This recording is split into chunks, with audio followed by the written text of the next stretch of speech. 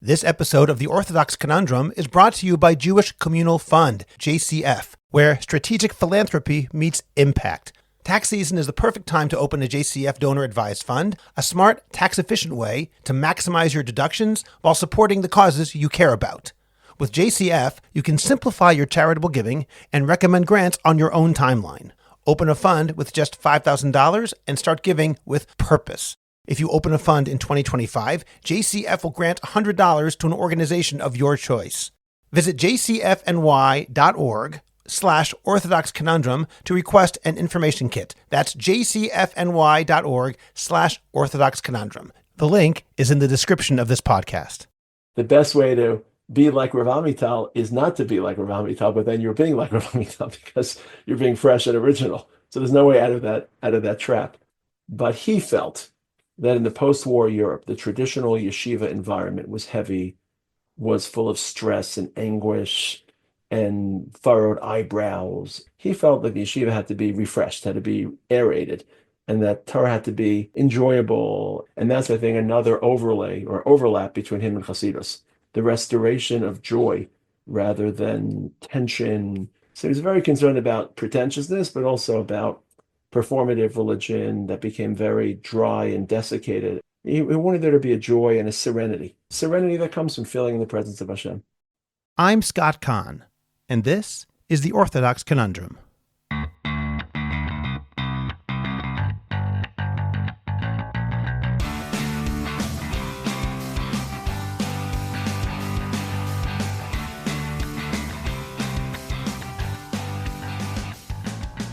This is The Orthodox Conundrum on JewishCoffeehouse.com.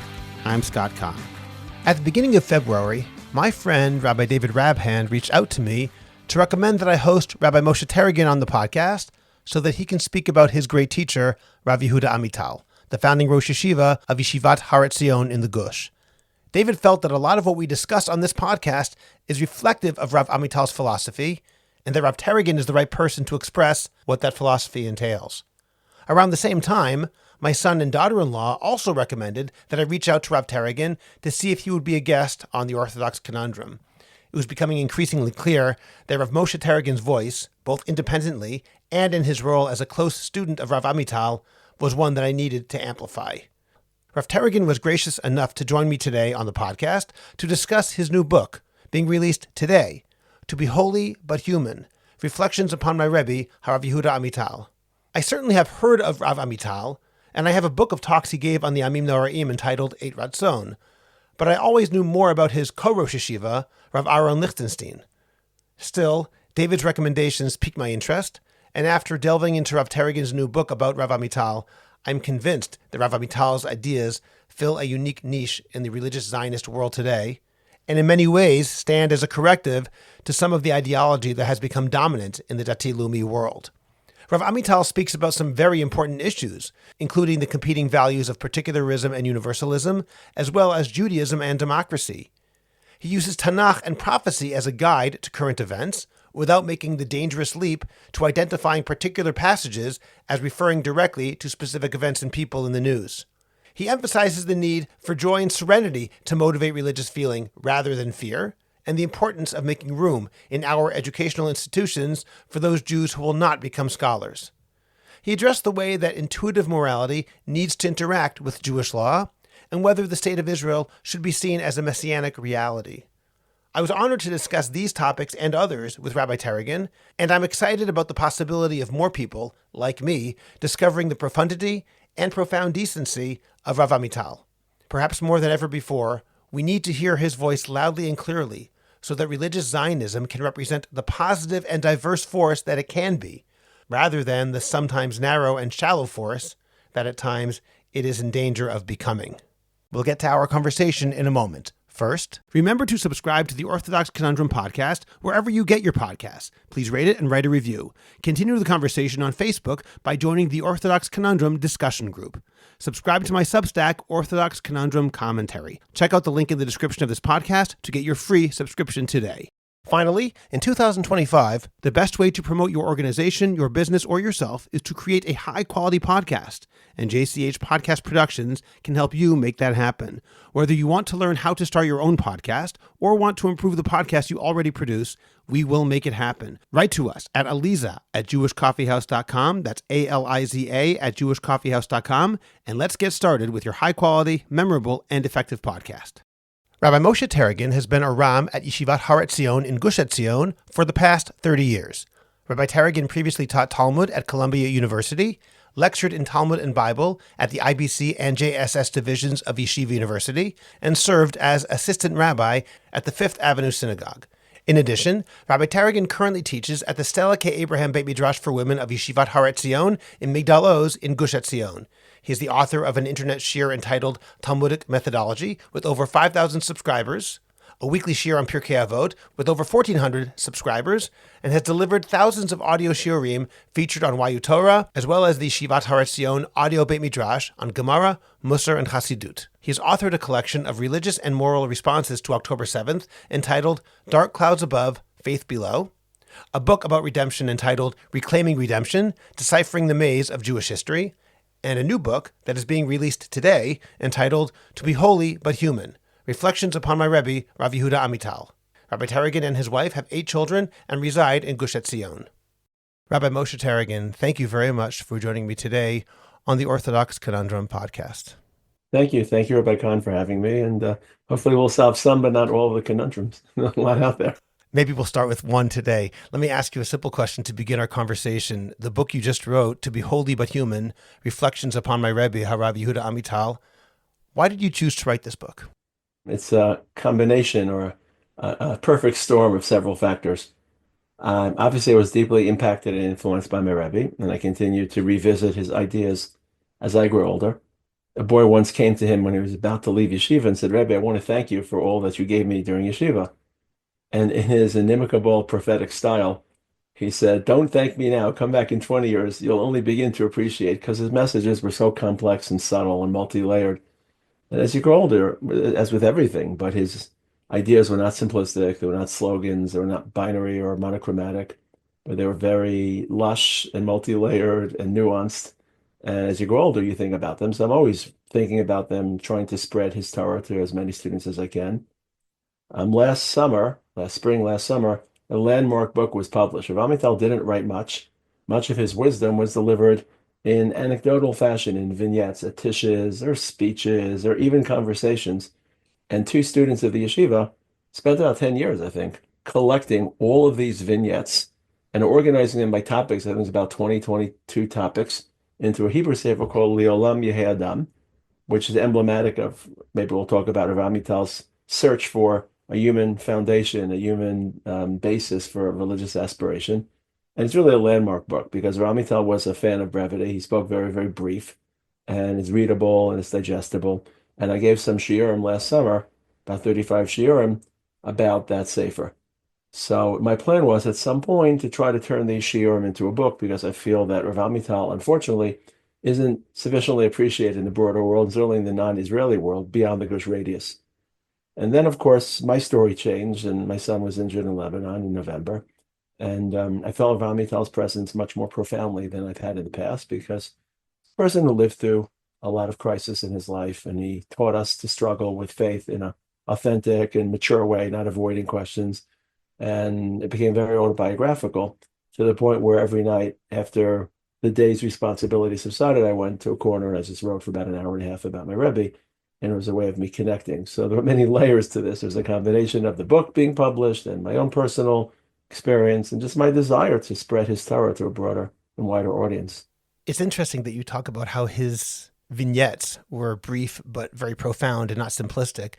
Perhaps this is a reach, but on some level, I almost feel that the Torah that I learned from him through your book, it echoes in some levels some of the ways that we learn from people like the Baal Shem Tov. A lot of his Torah is simply stories, and people parse them and try to look at the depth within them. It's interesting, and you describe him as sophisticated. In the book, you often contrast him to Rav Aaron Lichtenstein zt'l, his co-rosh yeshiva, who was very sophisticated. And in some ways, Rav Amital, in comparison, seems to be, I don't want to say simplistic, that's not what I mean, but more simple. Would that be a fair thing to say? Right. I mean, like you're touching on probably the heart of this safer, unsurprisingly, before before the podcast gets momentum. So you're very astute. And was it Einstein who said there's great complexity, there's great sophistication and simplicity? And I think it was Van Gogh who said how terribly hard it is to be simple. Right, right. Certainly, and it's almost unavoidable. And I had to catch myself, and my editors caught me even more than I caught myself. Because almost what made the Gush so spectacularly powerful in the 80s, 90s, and early 2000s was this polarity between Rav Aaron and Rav Amital, and on many, many levels. And maybe we'll get to it. And I had to hold myself back from contrasting the two in every chapter, reminding myself this is not a book about Yeshivat Har Etzion and the polarities between the two rosh yeshivas. This is a book about Rav Amital. But so much of what Rav Amital is better appreciated when held up to the mirror of Rav Lichtenstein. I think when you say simple, I think there are two ways to deliver information. You can try to deliver ideas that people never thought about, or you can try to deliver ideas people know in an inchoate fashion and lend articulation and clarity. And I think that some of the brisker aspiration is always to find the chiddush that no one ever thought about. And Rav Amital was just trying to help us articulate the ideas that we live with, but that aren't surfaced and elaborated. So in that respect, it's simple. These are not high-flying ideas that are panoramic and that are aspirational and transcendent, the Platos and the Socrates. They're tales of the shtetl. They're tales about Yankel and Mendele. They're tales about the old home. Rav Amital took great pride in the fact that he didn't come from a rabbinic aristocratic family. His father was a simple Pashut Yid, and his grandfather, not so simple. There were some dynastic elements to his family, but he once said that he learned more from his father and the way he responded to the dinner conversation than he learned from most people. And his father's responses were very curt, and huh, and he'd make little sounds, a little groans, a little moans, and he learned more from these little sounds than he learned from sophisticated, transcendent ideas.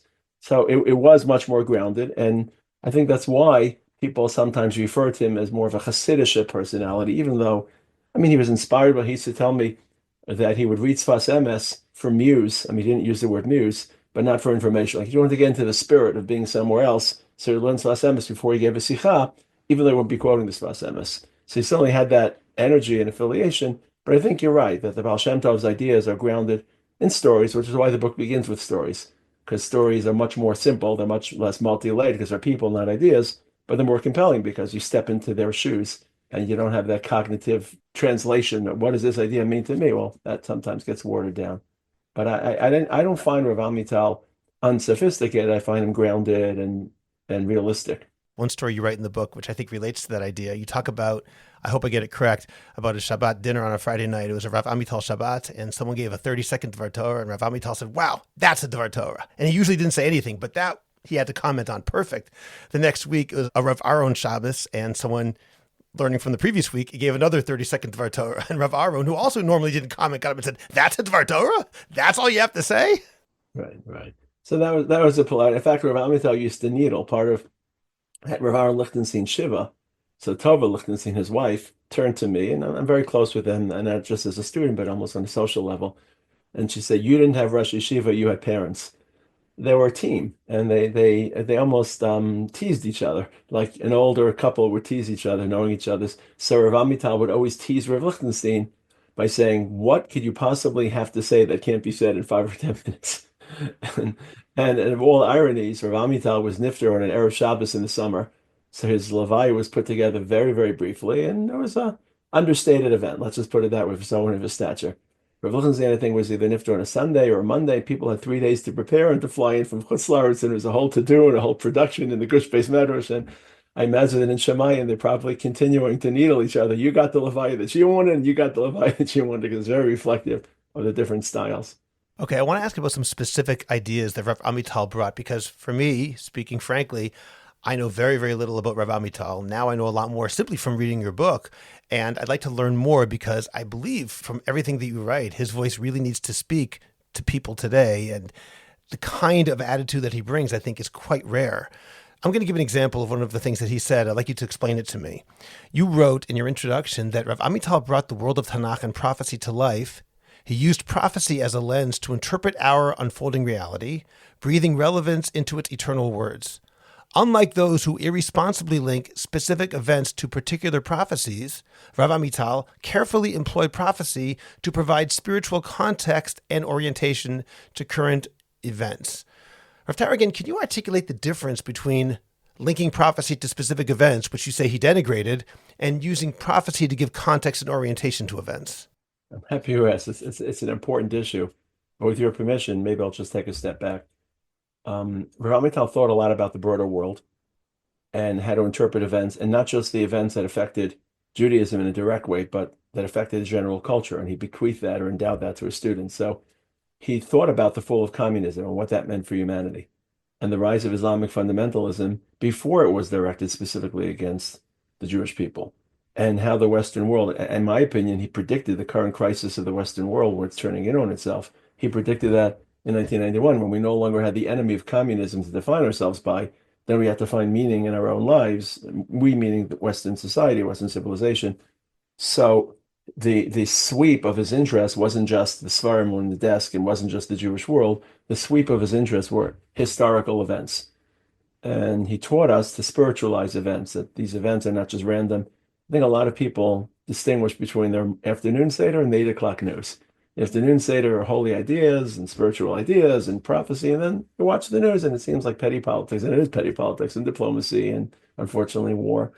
And for those who, as Rav Amital taught us, the hidden hand of HaKadosh Baruch Hu through history and the shifts and the revolutions of history create challenges, moral challenges, religious challenges, historical challenges. So before using Tanach as a decoder, just to be able to merge your spiritual processor with events that don't present the spiritual and to try to look beneath. So that's something that I found very empowering when I wrote not this book, but 2 other books about the war, the Dark Clouds Above, Faith Below, which came out in 2 volumes. And I think people need to feel there's a spiritual basis to this battle, in addition to the military basis. And why is our culture spiraling? What does it mean? And how has it spiraled before? And what's the Jewish response to a ruptured culture? And many other areas. So just before using Tanakh, just to be able to try to overlay a spiritual lens on what seems to be an aspiritual, non-spiritual experience. But of course, he made Tanakh come alive, and that's also a bridge. I think when a lot of people study Tanakh, depending on how you study it, it feels ancient, especially if you don't live in Israel, a world of yellowed pages and goat herders wearing sandals and looking for water wells. And then we drive in our SUVs and we take our iPhones, and the dichotomy between the modern world and the world of Tanakh, at least the shell, the external, seems so large that it's hard to see Tanakh as relevant. And Rav Amital taught us to look beneath the shell and to look at the spirit of what our Nevi'im were saying, with the assumption that Nevi'im were recorded. Remember, the Gemara says there were thousands of Nevi'im, but the 48 Nevi'im who were canonized as part of Tanakh were those Nevi'im who spoke eternal messages. And if they're eternal messages, they must have enduring meaning and enduring relevance in every generation. You just have to find that relevance and associate the two. So especially with these 3 great shifts in Jewish history, the 3 great shifts he thought were the Holocaust, the formation of the state of Israel, and the ingathering of Jewish exiles. So that made some of the prophecies even more relevant. Where I think he halted is there is a trend that he was very wary of to try to be very, very telescopic. So for example, a couple of years ago, one of my sons who's in the army told me that he was in army base for Shabbos and was visited by a rosh yeshiva of a different style of yeshiva, without naming the yeshiva. They said he gave a lot of divrei Torah. And what did you feel about the divrei Torah? They said they were very political. I said, what did you mean? He said, well, Achashverosh is Trump, or Trump is Achashverosh, and this person is Amalek, and this is to be able to turn Tanakh into not just a general lens by which or through which to process events, but a very specific, detailed roadmap being assigning particular. And that's very, very dangerous because you raise expectations because the stories then have to end in a particular way, rather than being very general to hear meaning and draw meaning, but in a general sense. And he taught us that very balanced, grounded approach. What's happening to our people, look back to Tanakh, but don't expect to know the solution to the October 7th war based on a specific pasuk in Yeshaya, or a gematria in Yeshaya, or smichas apsukim between a pasuk in Yeshaya or a pasuk in Yirmiyah. So it's a general orientation rather than a specific guideline. And that's certainly something to which I relayed, and that's the approach that I've always felt comfortable with, rather than taking the newspaper and comparing it to Tanakh and seeing how they line up.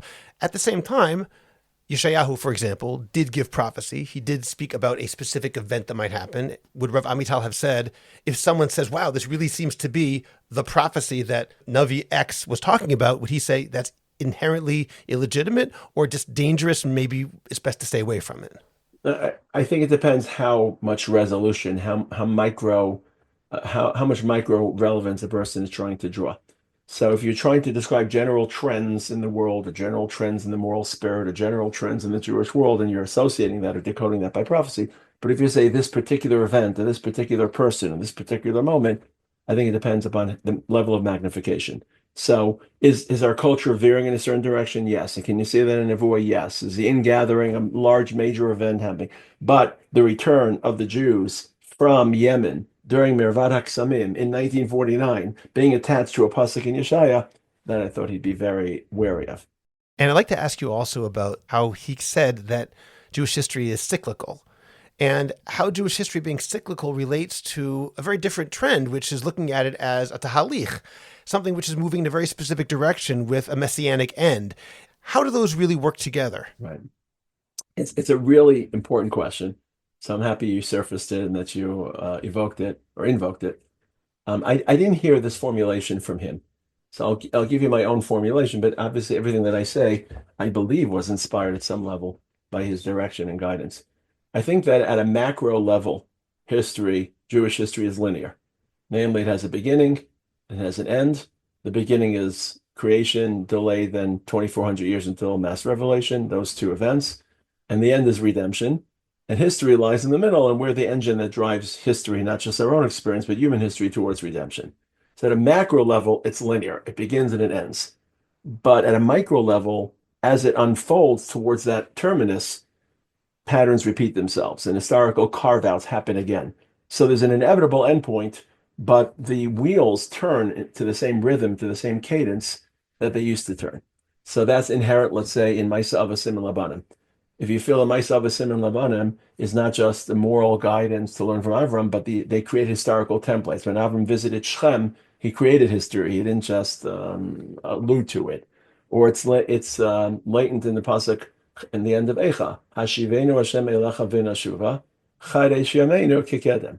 We look back to the past for regeneration and rejuvenation rather than, and that's one of the areas that Judaism is diametrically opposed to certainly Western liberalism, Western utopianism, which sees history as an ever unfolding timeline and process towards utopia.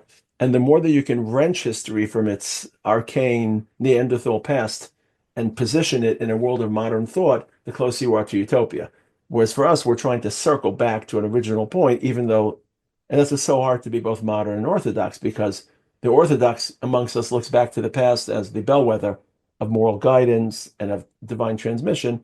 And yet, as moderns, we still accept all the dramatic changes in technology and education and in economy and politics.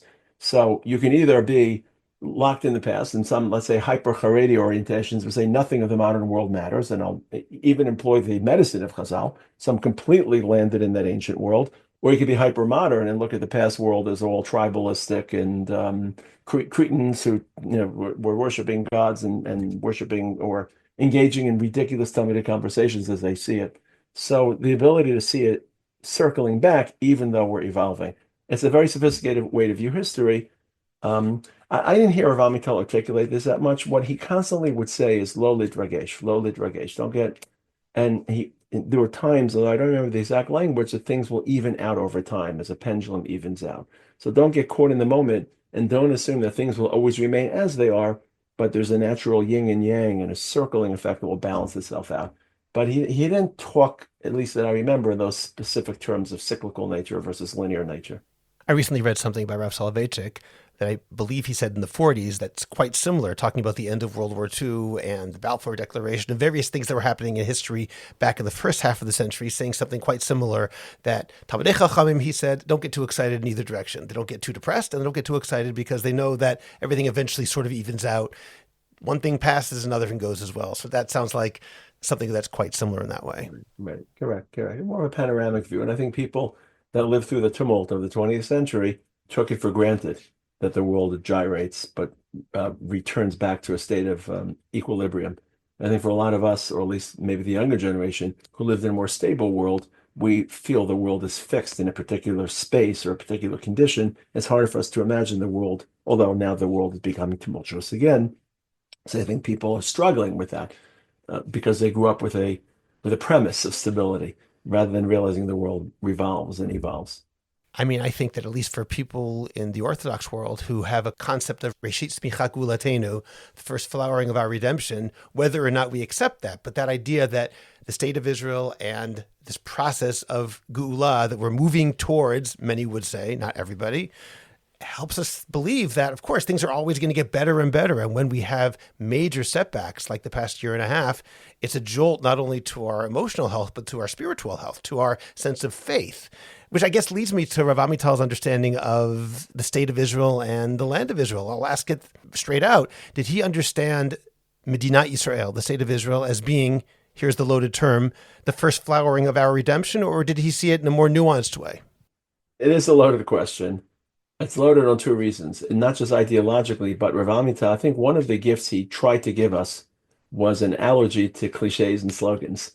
And whenever he talked in slogans, he would raise his index finger. I'll never remember. He said, "Shtuyot, shtuyot," like he felt almost insulted that you were sloganizing. So he helped us cut through cliches. And I find myself battling not to use cliches, not to use trite words or phrases, but to try to think into the heart of the matter. So the second reason it's loaded is because one of Rav Amital's skills was he changed his mind. He wasn't stuck in his opinions, and he evolved regarding his view of women's education, Torah education, and every year he would speak about the state of Israel at least 3, 4 times. During Hanukkah, he would speak about it. He'd speak about it Yom Ha'atzmaut, he'd speak about Yom Shalim, and it was always changing. His views of the state of Israel were always changing. I think I don't know how much it came across in the book, but I think one of his fundamental differences with the Talmidim of Rav Kook and the yeshivas that they were raising was he felt, I'm not sure they would agree, but he felt they were clipping and pasting Rav Kook's ideas from the 20s and 30s onto the 80s and 90s. But so much of Jewish history had rebooted that equation. Rav Kook never experienced the Holocaust. Rav Kook assumed that the state of Israel would magically morph into a religious utopia, and it didn't. And how would Rav Kook have responded to this new world? He thought they were just simply copying and pasting. So it's very hard to pin Rav Amital down because he's always moving in his ideas of Judaism and he's always avoiding. But all that being said, I think he wasn't very messianic in assuming this was the start of a process. He was very grounded. Namely, we needed a place after the Holocaust to recover and to revitalize our people. He deeply respected Malchus Yisrael as a source of Jewish pride. He was an institutionalist, and I think he conveyed that no matter how much you oppose the government's policy or how much you oppose the army's enforcement, how much you oppose the police, these are symbols of government and symbols of Jewish monarchy, and they're respected as symbols. And that's why I thought he responded so disappointedly to the assassination of Yitzchak Rabin in 1995, because agree or disagree with his politics, he represents Malchus Yisrael, not in the halachic way, but in the renewed Jewish sovereignty. And I think because of that, he was willing to accept imperfect solutions. And I think what you said before about Kanye, I think his greatest legacy to me, at least vis-a-vis Zionism, is what you said, that we can be involved in a lengthy process. I don't even like to use redemption process. I mean, you're touching on a different book I wrote. I wrote a book about redemption, and I recommended, instead of using the word Reishis Tzmichas Gulasenu, which is a metaphor that's qualified in an abstract. What is Gulasenu? What is Tzmichas? What's Reishis? I think divide Jewish history into 4 rooms. The first room is the first 2,500 years of Jewish history pre-Har Sinai. The second room is 2,500 to the end of the first Beis HaMikdash, the era of prophecy, revelation, Beis HaMikdash, sovereignty, Jewish autonomy. The third room is the rabbinic room, the room of exile, in which we had nothing but Torah and rabbinic guidance. And now we're entering the fourth room, and that's the end of history. Now, how long will it take us to move through that room, where we are in that room? Everyone will disagree, but I think most Jews, most biblical Jews that believe that this is our land, this is part of a biblical brother, they don't have to be Orthodox or not, they're biblical Jews. I think most biblical Jews, from a Jew in Arizona who lights Shabbos candles and believes in the state of Israel, to a Jew in Mea Shearim who believes that the Zionim are wrecking our future, I think most Jews feel that we're in that fourth room. And they may disagree about how to navigate that fourth room. So that's just an example of how Rav Amital taught us to avoid slogans that block meaning. They're really meaning blockers. Like, what is Reishis Tzmichas Gulasenu? We could argue from today and tomorrow, but your definition of tzmicha will be different from mine, and Reishit will be different from mine, and Gulatenu. So we'll get all caught up in semantics rather than trying to say, what do we agree on, what do we disagree on, and try to find that common ground. But he was very grounded and practical in his Zionism. Let me ask about that practical Zionism, because he was the founder of the Meimad movement or party. I don't know exactly how to define it, which stands for Medina Yehudit, Medina Demokratit, a state that's Jewish and a state that's democratic. It seems to me, and perhaps you disagree, that in 2025, if we look at the values of Judaism and democracy, which may or may not be competing, in the political religious Zionist world of today, very often a lot more weight is given to the Judaism side of that balance rather than to the democratic side of that balance. And I'm curious about how Rav Amital balanced those two ideas. There are some people who will say, how can you call democracy a Jewish idea when it conflicts with something in the Torah? How could you compare them? Obviously, Judaism has to be the side of the scale that's dominant in every case. And I'm guessing that Rav Amital, while caring deeply about Torah, wasn't necessarily so keen on trying to make them conflict with each other. How did he balance that? I'm not the person to ask. I don't. My memory serves me that that's not an issue he dealt with extensively. The issue he was honing in on, and in that party, and it was a response to what he saw as the polarization and radicalization of the Mafdal party, the classic Mizrahi party, is he thought that the dati leumi community had overinvested in settlement and had underinvested in creating a morally fit society. And he was trying to reestablish the proper balance. And he quoted Meshech Achmatas that communities are judged by their morality, not by the level of Shmiras HaMitzvos. And Meshech Chachma has various examples from Tanach where people are judged by their mitzvah and their ritual performance, but communities and societies are judged by their moral fitness. And that's why the Dar Mabul was obliterated, and that's why Stone was obliterated. But other generations, let's say Malachim Aleph, Malachim Beis, that underperformed the mitzvahs and they worshipped Avodah Zarah, but they were morally kind and compassionate, and they still maintained moral compass, they were spared. That was the issue he was honing in on. He thought that in the wake of the 67 war, settlement became the boogeyman, became the sole deity of religious Zionism, the sole way to express our commitment to the land, rather than saying, now that we're in our land, what type of society? And we abdicated or abandoned that platform to secular parties. And it became the platforms of Meretz and Tzedek Chavrati and Tzedek Mishpat.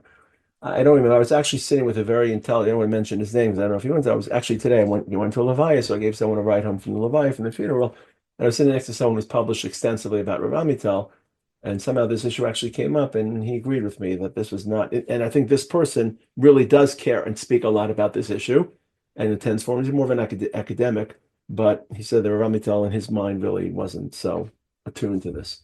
And why the party was called Meimad, Rav Amital wasn't very pedantic about Rav Amital when he ran for the Knesset in 1988. So he received a lower percentage of the votes from his own students than he received nationally. He didn't campaign, he didn't sloganeer, he wanted to bestow us with autonomy. He ran for the Knesset. If people wanted him in the Knesset, he would be happy. And then a couple of years later, unfortunately 7-8 years later, he joined the Knesset on the request of the Peres government after the Rabin assassination. But politics wasn't his. When he joined the Peres government, it was very, very clear that he was trying to reverse the Chilul Hashem that he thought the assassination caused by joining as a Rav. He wasn't a minister, he wasn't a minister of health, a minister of finance, he was just, they wanted a rabbi. And today, you still, the adulation and admiration that Rav Amital evokes in secular society is uncommon. You speak to that old guard, the Boogie Yalons and the Boogie Herzog and the Eisenkotz and the Yair Golan, that whole generation of secular. There's such admiration for, Rav Amital, tell you stories about Rav Amital. I still get that when I say I'm a student of Rav Amital, people raise their eyelids. Oh, you knew this man. And very often for people who aren't in the dati world. You do have a story in there about his walking through Tel Aviv and some secular guy saying to him, "Are you Amital?" Something like that. And he goes, "Yes." And he goes, "Oh," basically he said, "You're a rabbi I can respect," something along those lines. Yeah, it's a famous story. And he didn't do it to kowtow or to impress the secularists. Sometimes you have religious Jews who turn hard left in order to win favor with the Tel Aviv elite and the Tel Aviv intellectual aristocracy, intelligentsia. He was very honest. He was very confident in his own skin. He went through the Holocaust, faced death multiple times. He wasn't trying to impress anyone, and he taught us not to try to impress anyone. Rav Taragin, when you said before that societies are judged by their morality rather than their halachic observance, to me that evokes the question about whether halacha and morality are identical or whether there is such a thing as an independent ethic of morality apart from halacha? I know that Rav Amital wrote an essay that I read about that exact question, and he comes down squarely on the side that there is essentially an innate moral sense, which we learn not from the Torah, but from ourselves, from our own moral consciousness. And I'd like to understand better how he understands what Jewish law is. I realize that could be a course, never mind, a podcast question. But what is Jewish law and how does it relate to ethics and morality? Because a lot of the time people today have philosophical problems. They'll say, this law does not seem to me to be moral. This halacha seems to me to reflect a sense of immorality, something that doesn't seem possible if it's given to us by God. That's a big problem that a lot of people have. And I'm curious about how Rav Amital balanced that, assuming that it's true that he felt that morality isn't synonymous with halacha. Okay. Look, it's a supremely important question. And especially in today's world where we're being accused of immoral behavior. And especially in the wake of the Megillah Esther, and it's always a chance for jackrabbits to come out of their holes and accuse the Jews of genocide in Megillah Esther, and especially sensitive in our period. Let's start chronologically. Chronologically, HaKadosh Baruch Hu delivered moral instincts to human beings before mass revelation, before Gilui Shechina. Namely, we were created with moral compass, with a sense of right and wrong, with compassion, with the ability to act altruistic, to care about other people. And people in Sefer Bereshis are held accountable without mitzvahs for failure, for massive failure to behave morally. When complete moral breakdowns are punished by Hashem, whether it's Dor HaMabul or Anshe Stom, they're held morally accountable. So before HaKadosh Baruch Hu tells us what he thinks is moral, Hashem asks us to decide what is moral and what's instinctive, what's instinctual. Now, 2,448 years into history, HaKadosh Baruch Hu delivers his word. And in his word is his moral view. And HaKadosh Baruch Hu's moral view is supreme and tantamount and superior to human instincts because HaKadosh Baruch Hu is the seat of Jewish morality. Mahu rachum afat harachum, mahu chan afat hachanun. Now, 90%, 95% of the time, those two systems don't clash. The pre-Har Sinai instinctual morality and the post-Har Sinai morality of HaKadosh Baruch Hu don't clash. If they clash and when they clash, and that's the Amalek situation or that's the Akedah situation, there is only one answer for an Orthodox Jew. You defer and submit to the will of HaKadosh Baruch Hu, whether it's in grand clashes such as Amalek or grand clashes such as the Akedah, or as you alluded to, simple clashes where a particular halacha doesn't seem moral to me or a particular application. Well, I have limits to my moral intelligence, and HaKadosh Baruch Hu's moral intelligence is beyond me, and I defer to the Rebbeinu Shalom. But that shouldn't prevent me from still employing my own moral instincts to think and process questions that still remain outside of halacha. And what we're facing today is the over-halachaization of human experience. So I was a couple years ago in a shul somewhere in Israel that was having plumbing problems because people were throwing too much toilet paper in the toilets and paper towels and wipes and whatever. And the walls of the bathroom were plastered with signs. If you throw paper towels into the toilet, it's gezela, because we'll have to call a plumber. If you throw wipes, it's geneva. And then throw this, it's, I don't know, if you have to recha kamocha, because the next person will. And I found it so offensive and sad that something as basic as leaving a room that you have to engage in very private activities, and you expect it to be clean and hygienic when you arrive. And the basic responsibility and conscience to leave that room in the same state that you found it, more or less for someone else, that doesn't have to be legalized through halacha. It's just basic menschlichkeit. And the ability to address non-halachic issues, because there are so many issues that are non-halachic, or there are issues that I'll mention in a moment, the issue of our day, and to have external autonomous moral conscience, because HaKadosh Baruch Hu gave you that moral conscience, and to use that to navigate moral complexities that stand outside of halacha, that's something Rav Amital deeply, deeply cherished and stressed and tried to endow us with that. So again, just to repeat, there are two systems, the pre-Har Sinai system and the post-Har Sinai system. They're not meant to clash, nor is the Har Sinai system meant to obliterate the pre-Har Sinai system of moral instincts.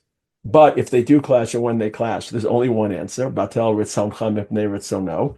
But there's so many areas to employ moral conscience outside of halachic behavior. To me, this is, and I don't want this in any way, this conversation to devolve into the Haredi conscription or Haredi serving the army, but I've thought a lot about it. And one of the areas that I think someone like myself differs from the Haredi approach is the sources about serving in the army, and as opposed to studying Torah and exempting from the army, are numerous and flexible. They're elastic. So all the sources can be shifted one way, or all the sources can be shifted another way. And ultimately, it's not a halacha question because we're living in a different era. So ultimately, to me, it becomes a moral question. And I think about it in autonomous moral conscience. Is it right for me not to serve while others are protecting me and laying their lives on the line, me and my children? I think in the Haredi world, I believe, and I'm not saying this in a way that's dismissive or critical. I don't know that they agree with that last statement. I think all moral reasoning has to be streamed through halacha, and there isn't the willingness or an interest in stepping out and saying, does it smell moral? Does it look moral? Does it feel moral? And then interpreting the very elastic text that way. So it's something that I assume you and people in our community, Hashem gave us the ability to sense right from wrong. And when it's not halachically described or dictated, as let's say Army isn't, because I don't really believe the sources pull. There's so many sources and it's so obtuse that, hey, what does it feel to you? There are many, many layers. The Haredis, the Astara, another thing, but that's, I think, an issue. We step back and say, okay, if it's not mutter or usr, is it right or wrong? Not what we have to do, but what we ought to do. Then let me ask a related question, Rav Taragin, because when you speak about maybe the over-halachization of Jewish society, or you talk about outside of halachic behavior or things that aren't given over to halacha, or for example, earlier in our conversation, you talked about how Rav Amital was very, very upset about the murder of Rabin, as we all are, of course, because he represented Malchus Yisrael, but then you said not in a halachic way. I'm kind of curious how you think that Rav Amital understood Judaism. Like, what is Judaism? What is Torah? Because those might be two separate questions, by the way, because some people will say, particularly I would think from a more brisker type of tradition, but not exclusively, a halachic man type tradition, that Judaism equals halacha and halacha equals Judaism. And if it's not halachic, it's simply not relevant to Judaism. Did Rav Amital feel differently? Because it sounds very much like he did. Yeah, I mean, it's interesting because I think in 2025, I think for people in our community, at least, it's obvious that there's something called Jewish identity that doesn't express itself in classic halachic manifestations. And again, because I think the phraseology is so important. I think people in Israel call them Masorati Jews, traditional Jews. I think for a lot of Westerners that grew up viewing traditionalism as driving to shul and Shabbos, I feel that that term is a little bit awkward and clumsy. So I use the term before. I call them biblical Jews, Jews who believe that our presence in this land is a product of divine prophecies embedded in the Bible, and they see themselves as fulfilling Jewish history as prophesied in the Bible. Now, the Bible also says don't work on Shabbos, and that the way Rabbanim have interpreted it is through Lamites Malachos and Shmir Shabbos Kilchasa. So yes, and if you're part of the biblical tradition, why don't you keep it? That's a whole different set of answers. But I think Israel is veering in that direction. I think part of what I think, in my opinion, Haredim misassess or misrepresent when they quote Haredi, or I don't say Haredi. Haredi is an 80-year-old process after the state of Israel, but figureheads of the yeshiva world in pre-World War II who are opposed to Zionism, because secular Zionism in the first part of the 20th century, leading up to and including the formation of the state of Israel, were rabidly, aggressively anti-religious. Their agenda was to rid these shameful exiled Jews of their religions, so that we can create a new form of a Jew who's mighty, muscular, and Marxist and socialist. And the goalposts have shifted. I mean, today, most Jews in Israel, and we're seeing this with the hostages who come out and saying Kriya Shema and saying Shalom Aleichem and putting on tefillin and Parashas Chala, we're seeing most of Israel turning towards more of a biblical stance. So I think that today we sense that there's Jewish identity independent of halachic fidelity. But I think when Rav Amital articulated it, was, I think, less obvious. The phrase that Rav Amital always contrasted his view with is a phrase of Reb Saadia Gaon in Amunas V'Deos. Saadia Gaon in Amunas V'Deos has this very, very resonant phrase, Ein umatenu ela b'Torah. You can only be a Jew if you follow the rules. Now that phrase itself is very elastic. He didn't say Torah mitzvot, but Torah, whatever. But if you take that at face value, Rav Amital disagreed, and that there's Jewish identity. As I said before, he thought, this again going back to the 70s and 80s, the Jewish identity of those people who subscribe to these three events being colossal shifts in Jewish history that we have to respond to by dedication to Jewish history. Holocaust, State of Israel, and the ingathering of exiles, which again, much of Rav Amital's thought about Zionism was hatched when the majority of Jews still lived in Chutz La'aretz, and he was aware of this. He was aware that, as you said before, some of his Zionism was guarded and not exceedingly messianic, because how could you be messianic when most Jews still live outside in Europe and the Western world? Now it's a very different story. We're moving towards most of the Jews migrating to Israel, and that clearly being the epicenter of Jewish identity. But yes, he did believe this Jewish identity independent. I'm shocked that anyone would find that revolutionary in our world, people in our society, in our community. Of course, we believe in that. Of course, we affirm that. Of course, we see the two as autonomous, and of course, not just autonomous, but complementary. The stronger your Jewish identity. When I interview boys for yeshiva, and I've been involved, unfortunately, in the interview process for too long. So one of the questions I ask them is, tell me which Jew you most admire. And I wait for a pregnant pause because I want to lead them into my trap. I want to ensnare them in my trap. I want to bait them. Tell me the Jew you most admire. And they're starting to think about their Rebbe or who's not classically Orthodox, who's not classically from. I never use the word not religious because I think people have different layers. They're not classically Orthodox. They don't express themselves in a classical fashion. And I want to see who they are as a Jew before I see who they are as an Oved Hashem. Because I believe that Jewish identity is at the foundation of identity. It's who we are as a person and who we were as people before Har Sinai. And the deeper and the more firm that is, the more resonant and profound and powerful your religious identity would be. And that's why I think we celebrate people who work hard at the Jewish identity, even if it doesn't materialize or manifest itself in a religious expression. We don't admire them as the ideal. We don't establish them as a paragon. But we're proud of people who work hard at the Jewish identity because we want to work hard at our own Jewish identity, not just at how well we keep halacha, and obviously that being primary. Yeah, that's a very important idea. Thank you. I want to ask about Rav Amital's contention that religion, Judaism, should not be dominated by fear. What did he mean by that? He felt, again, the code to understanding of Rav Amital, and I'll just contrast with the Lichtenstein. Rav Lichtenstein was, you can decontextualize anything Rav Aaron said. Rav Aaron operated a different plane. He came from heaven. There's a man that landed from a different planet, literally. The Vilna Gaon walked into the room, which means anything he says has eternal, universal truth. You could clip anything Rav Aaron said from the 20th century, more or less, and play it in the 14th century, and it would have the same cachet. It would have the same impact because it was eternal truth. It was large. It was beyond time. You felt as if you were on an odyssey beyond where you were. You were taken to some other place. He was lifting you to heaven. Literally, like Moshe Rabbeinu. You weren't eating, you weren't sleeping, you were just discussing soaring, transcendent truths from just a different realm. And Rav Amital, everything he said is contextual. Everything he said was based on when he said it and what he was responding to. And that's why, ironically, when people clip and paste Rav Amital, they're committing the same crime that he was so opposed to clip and pasting Rav Kook. And the best way, this is our conundrum, the best way to be like Rav Amital is not to be like Rav Amital, but then you're being like Rav Amital because you're being fresh and original. So there's no way out of that trap. But he felt that in the post-war Europe, the traditional yeshiva environment was heavy, was full of stress and anguish and furrowed eyebrows. And when you see people davening and their faces are grimacing and they don't feel calm and serene and tranquil, and there's anxious and there's sadness and he felt that the yeshiva had to be refreshed, had to be aerated, and that Torah had to be enjoyable. And he always quoted the example of Meiser Sheni, where you take your fruit, you take your money to Yerushalayim if you can't drag the fruits, and what are you buying in Yerushalayim to celebrate Lifnei Hashem? That's Svarim and Tefillin and Lulav. You buy with your Meiser Sheni money meat and food, and you enjoy it. Smachta v'Hashem Elokechem. And that's, I think, another overlay or overlap between him and Hasidus. The restoration of joy rather than tension and OCD. And did I say Kriya Shema the right way? Did I not say? And reading Parsha Zachar 5 different ways to be yotze every single shita. And the obsessiveness that sometimes Chumrah can incite to be machmer for every little detail. And sometimes the showiness and exhibitionism. One of his favorite lines were, could you imagine, he said, if people ate maror in shul and took daled minim at home, if the situation were reversed.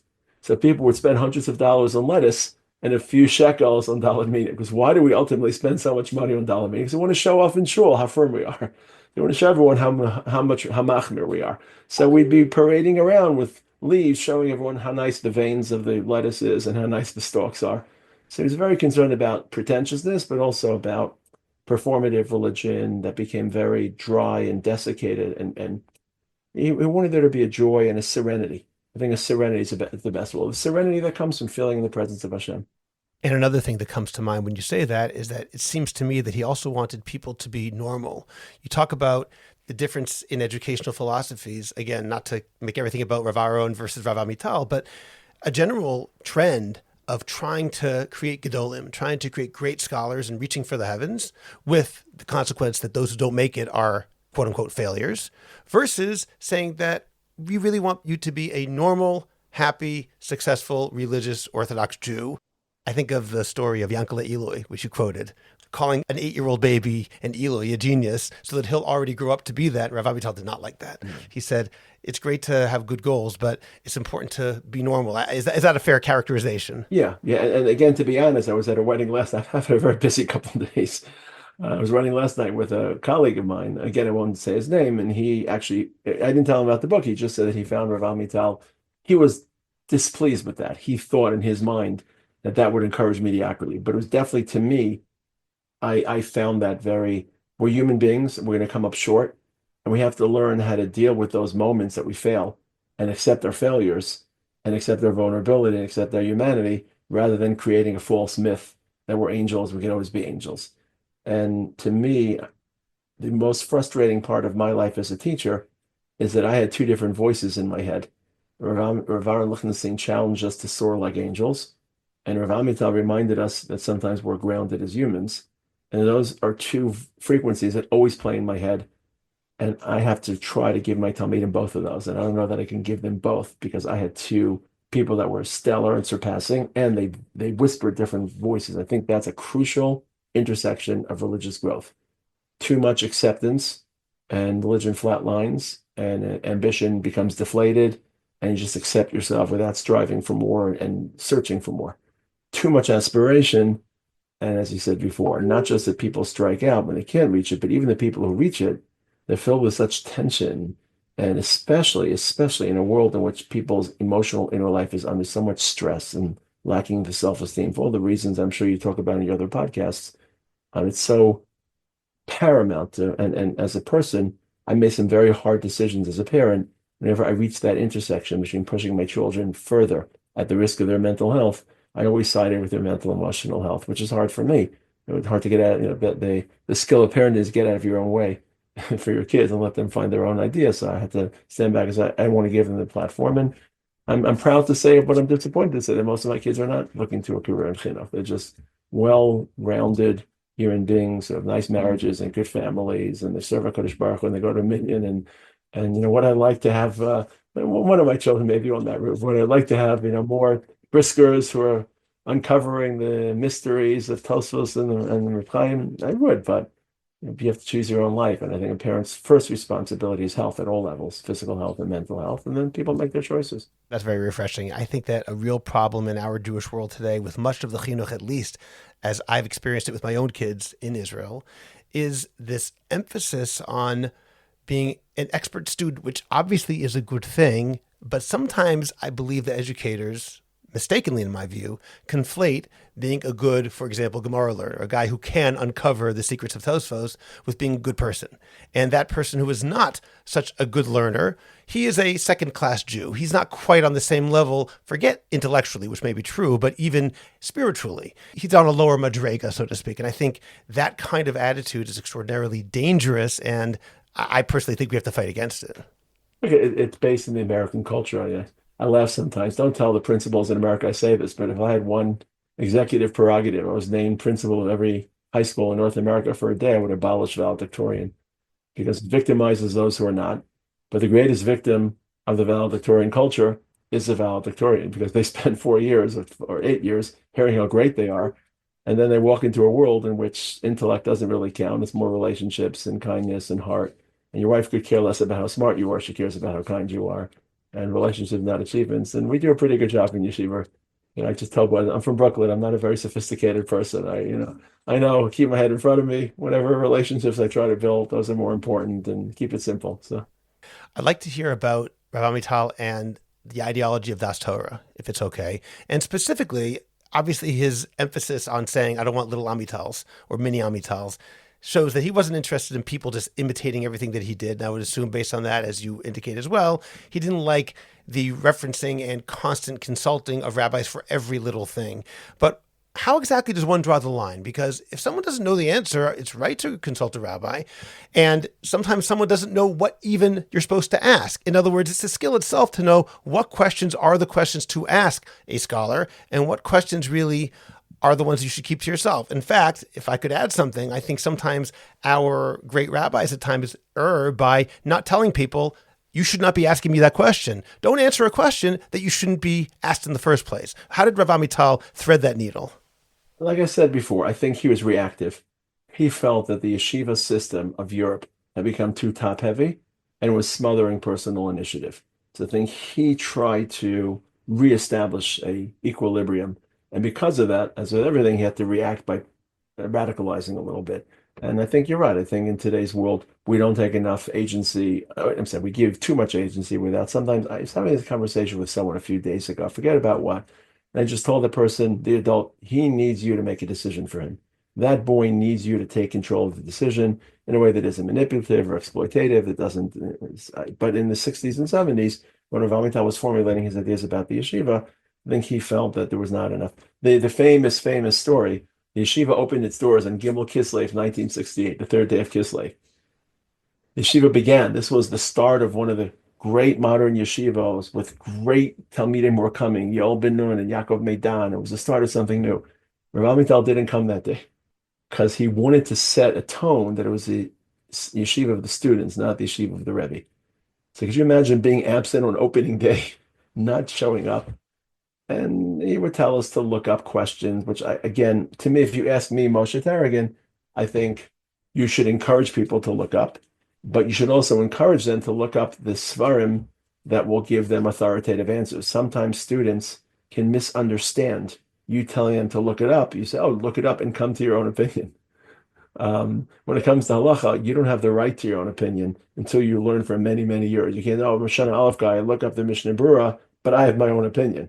So it's one thing about saying, okay, open up a Mishnah Berurah and find the halacha, as opposed to maybe implicitly saying, look it up, in which the student understands, and therefore I'm empowered to be autonomous in my halachic decision making.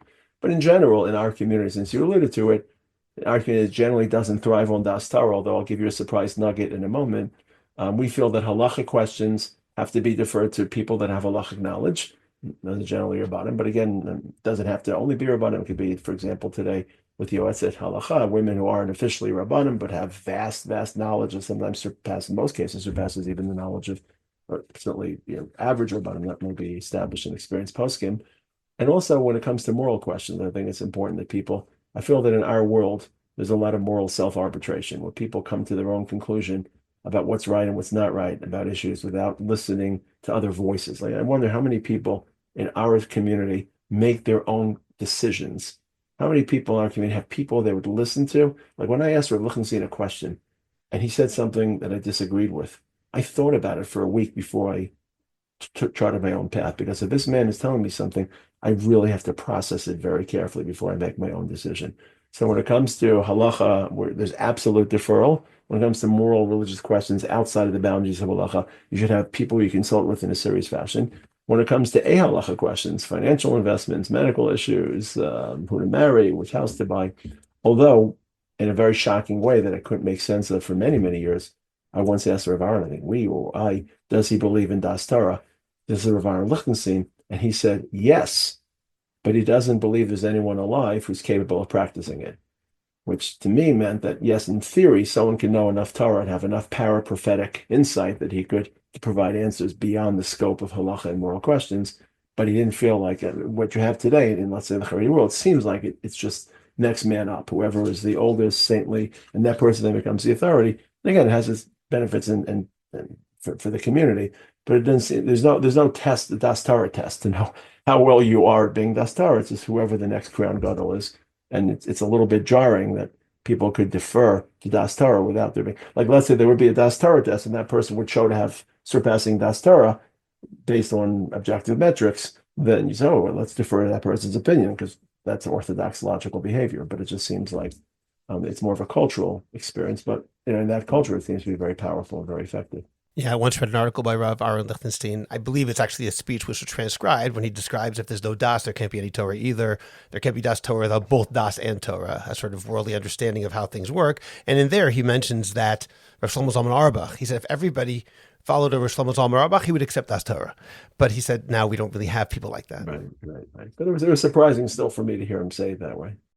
I'd like to ask about Rav Amital's approach to balancing particularism and universalism, because that's something which comes up a lot now.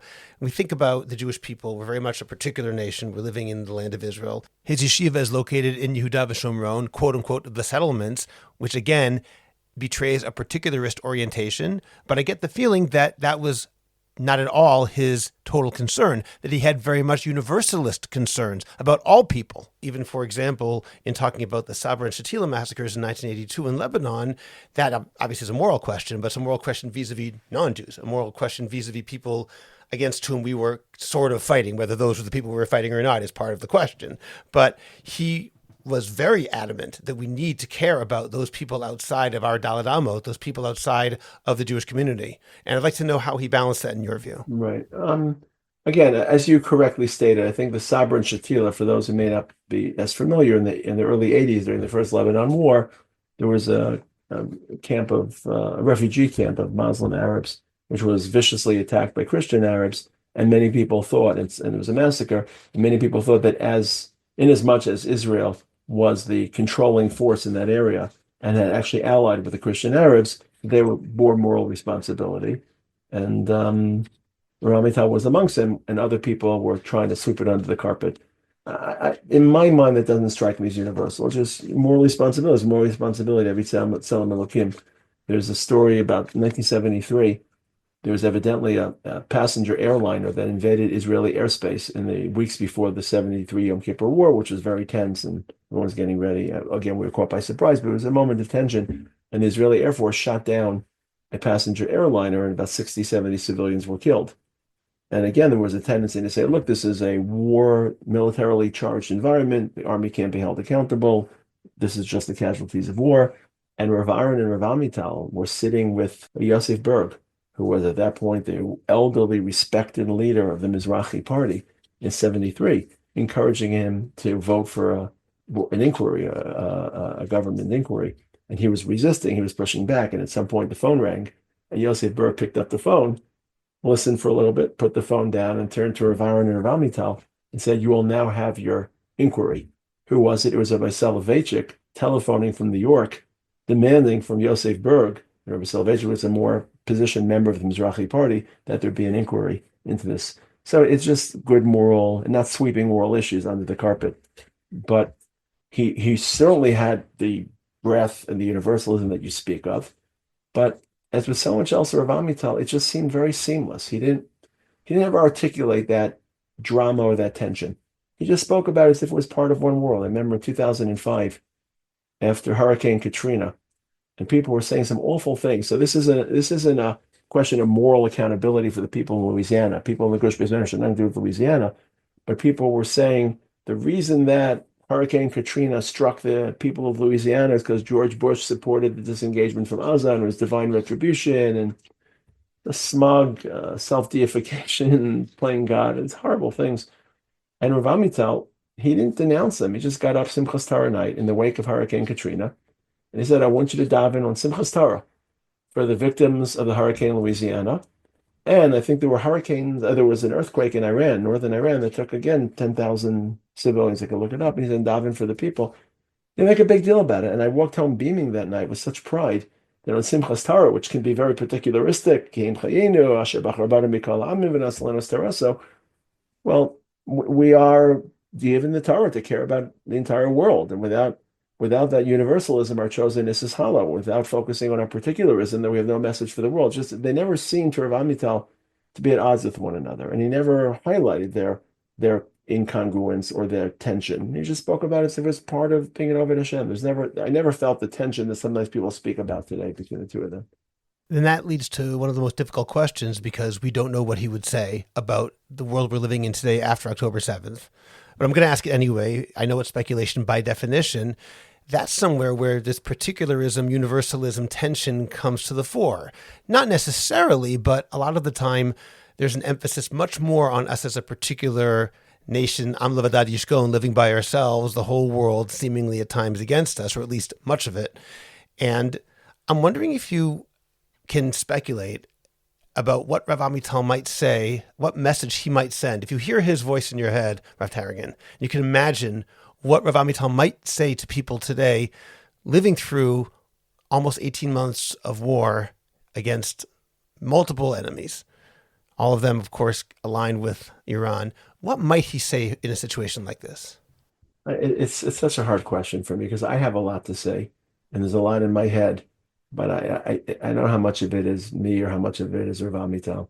I mean, in my opinion, his baseline message would not be about particularism and universalism. It would be about faith and having endured the Holocaust, teaching us that if we endured the Holocaust, we can survive this, and keeping our faith intact and keeping our relationship with HaKadosh Baruch Hu intact. I think he would default to that smaller space of reinforcing and fortifying faith in the face of such crisis. I have a lot to say, but I feel as if I may be over ventriloquizing Rav Amital, making him say things he never would have said. I think the world is Jews have to hold on both to their particularism and universalism. One day the two will synchronize. One day the world will gather in Yerushalayim and they'll thank us for fighting their wars and thank us for settling this land and thank us. History is broken, culture is broken. In a broken world, you can't expect these two narratives to neatly overlay, neatly synthesize. But there will be a day. So I truly believe that I'm a universalist. I truly believe, and therefore I try to treat people with respect. I try to care about people. But the root to universalism is Jewish particularism, because we feel, and I always, if you can go into if you had 24 hours and you had a decision, you could either solve cancer or settle a hilltop in Yerushalayim. What would you, in the West Bank, what would you choose? So, of course, most modern minds would veer towards solving cancer. But in theory, and I'll tell you why I disagree with this in a moment, but in theory, if I settle the hilltop, I could solve cancer and corona and war and poverty and racism and hatred, because the world that we're trying to build is not a particular world just for Jewish triumphalism. It's a world of utopia, of spiritual and material well-being for an entire planet. So it'd be selfish to try to solve cancer when you could re-landscape the entire world. The answer to the question is I'd still enter the laboratory because that's a rational route towards achieving a result, whereas I'll never know whether settling a hilltop in the West Bank is going to trigger Mashiach. But if I knew that by settling the hilltop, I'm pressing a button and igniting the arrival of Mashiach, of course, that would be the most particularistic activity would be the most universalistic one, because those two narratives are in sync. In a broken world, they seem to be clashing with each other. But that's fundamentally unknowable, so we cannot answer it that way. But this is not, I'm having a hard time tracing this back to Rav Amital. Obviously, it's inspired by him, by his implicit universalism, but I don't think he had to deal with these issues. He wasn't dealing with the level of hostility. I mean, he dealt with the disproportionate attention that Israel attracted. He was like shocked when he didn't go to Chutz La'aretz till very late in his life, till not very late, but relatively later in his life. And when he opened the newspaper, he was shocked to see the disproportionate anger towards Israel, disproportionate representation of Israel. But again, to him, it made sense because he viewed the world through prophetic lenses. If you view the world through prophetic lenses, of course we're going to attract disproportionate attention. He said, in his very insightful manner, he said when he opened the newspaper and saw the way Israel was treated, he had mercy for secular Jews, because secular Israelis believed that with our return to Israel, anti-Semitism would subside, we'd be a regular nation. And for him, he had a prophetic system to make sense of this nonsense. But for non-religious Jews who didn't have that prophetic decoder, he felt bad for them. In speaking about the possibility of being a ventriloquist as opposed to really saying what Rav Amital said, nevertheless, you said in your introduction to your book that during these difficult months when you've been dealing with your son's injury, Rav Amital's voice was in your head louder than ever. And I'd like to know a little bit, if it's okay, about what that voice was saying.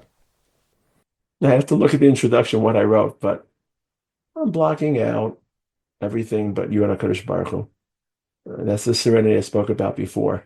Just creating a quiet space, because your mind migrates to so many other thoughts. Why is my son serving and these people aren't serving? Why is my son injured? Other people aren't injured. Do I have the right to be grateful when other people are suffering more? There's so many comparative calisthenics that you perform because you're fleeing from facing the issues. So your escape is to look to the left and look to the right, and not even to lay blame, but just your mind starts racing, and just to be able to my wife and I were in the Gates Almavis for a while, and it took a lot of energy just to wake up in the morning and to feel like Kadosh Baruch Hu's presence and to daven to Kadosh Baruch Hu. And I think that serenity is what Rav Amital gave us by telling us his stories of the Holocaust. And people asked him, he was a Holocaust spokesman before Holocaust conversations were popular. People in the 40s and 50s in Israel looked to him on radio programs and newspaper articles about the Holocaust. And at some point, it's a famous line, but I think it started with Rav Amital, where secular Jew asked him, where is HaKadosh Baruch Hu in Auschwitz? When you were in Auschwitz, and he said, with me. He was in the camp with me. And it sounds like a cliche because it's been attributed to so many people, but it goes back, at least in my mind, to Rav Amital. The courage to face uncertainty in life. He was a man of impeccable courage that came from Yerushalayim, that came from feeling HaKadosh Baruch Hu's presence. And the sense that you're living a larger story that Rav Amital told us and that he lived. It wasn't just he told us about the story, but you felt, it was like, I call him the Menachem Begin of Rosh Yeshiva. If Menachem Begin walked into the room, he's Jewish history of the 20th century. Everything that happened to our people, he just didn't, not only endured, but he wore on his soul. He wore, it etched his identity. And for Rav Amital, he was a Menachem Begin, obviously, as a Rosh Yeshiva, so there was that Torah component, Talmud Torah component, but it was the same person. So to be attuned to Jewish history at a time that you need to feel like you're part of a larger narrative, even though you can't escape your personal crisis by running towards a larger ideology, should never be used to escape pain and suffering.